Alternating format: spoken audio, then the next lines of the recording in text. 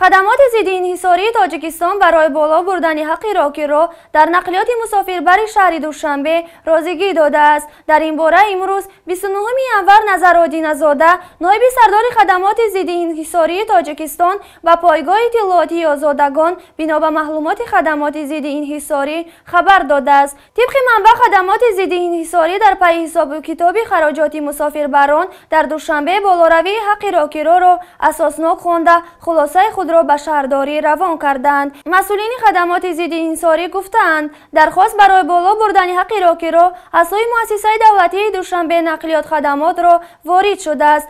دوشنبه نقلیات خدمات پیشنهاد کرده است که حق راهگیرها در دوشنبه تا 14-15% بلند برداشته شود و سبب آن را گران شدن خصم‌های احتیاطی و فرسوده شدن مسافرکش‌ها و نیاز به تعمیر داشتن آنها ارزیابی کرده است. خدمات ضد انحصاری دقیق اعلان نکرد که راهگیرها در دوشنبه چقدر بالا خواهد رفت، اما تاکید نمود که تصمیم نهایی را برای بالا بردن ارزش راهگیرها محمد سعید عبیداللهیف رئیس شهر دوشنبه میگیرد. راهگیرها در مسافرکش‌های دوشنبه تابستان سال 2011 با قرار شهرداری 1.6 سامانی معین شده است، اما راننده‌ها اکثرا از مسافران 2 سامانی میگیرند.